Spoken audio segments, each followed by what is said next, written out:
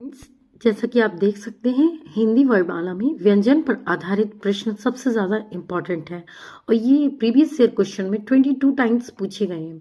तो आप देख सकते हैं कि व्यंजन टॉपिक कितना इम्पॉर्टेंट है हम लोगों के लिए। अब ये भी देखना है कि व्यंजन में कौन कौन से टॉपिक ज़्यादा पूछे गए हैं।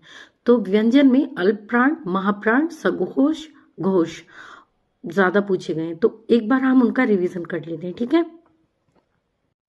हेलो फ्रेंड्स, तो यहाँ पे आप देख सकते हैं ये मेरे व्यंजन के नोट्स हैं। तो यहाँ पर व्यंजन उनको कहते हैं जो स्वरों की सहायता लेकर बोले जाते हैं, उन्हें हम व्यंजन कहते हैं। तो मूल व्यंजन की संख्या कितनी है? 33, जिसमें स्पर्श व्यंजन 25 हैं, ऊष्म व्यंजन 4 हैं और अंतस्था व्यंजन 4 हैं।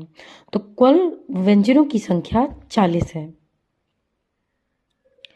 मूल व्यंजन 33, संयुक्त व्यंजन 4, द्विगुण व्यंजन 2 और विशिष्ट व्यंजन 1। तो ये सब मिलाकर 40 हो गए, टोटल 40 व्यंजन।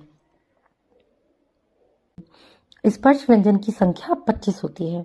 अब हमने देखा कि स्पर्श व्यंजन को का वर्ग, चा वर्ग, टा वर्ग और ता वर्ग, पा वर्ग, इन वर्गों में बांटा गया है, ठीक है। उसके बाद हम स्पर्श व्यंजन को दो भेद में और विभाजित करते हैं, जैसे कि अल्पप्राण और महाप्राण, ठीक है। अल्पप्राण जिन वर्गों के उच्चारण में श्वास वायु की मात्रा बहुत कम लगती है, उसे हम अल्पप्राण कहते हैं, ठीक है। जो अल्पप्राण कैसे, अब इसको हम कैसे पहचानेंगे? इसमें हमने एक नोट लिखा है कि प्रत्येक वर्ग का पहला, तीसरा और पांचवा वर्ण अल्पप्राण कहलाता है।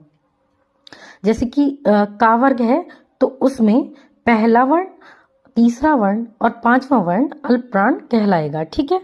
अब यहाँ पर हम देख लेते हैं कि 15 तो हमारे स्पर्श व्यंजन हो गए। उसके बाद अंतस्था व्यंजन जो है वो 4 हो गए।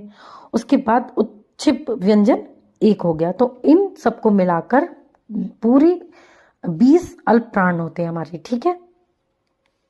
उसके बाद हम महाप्राण देखें। अब यहाँ आप देख सकते हैं कि महाप्राण क्या होते हैं। तो आप देखिए कि प्रत्येक वर्ग का दूसरा और चौथा एवं ऊष्म व्यंजन जो है वो महाप्राण कहलाता है। का वर्ग से लेकर पा वर्ग तक जो है वो पूरे मिलाकर 10 महाप्राण हो गए, ठीक है। और फिर ऊष्म व्यंजन, इन सबको मिलाकर 14 हमारे महाप्राण हैं।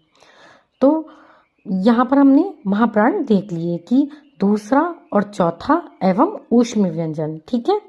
उसके बाद हम देखेंगे शघो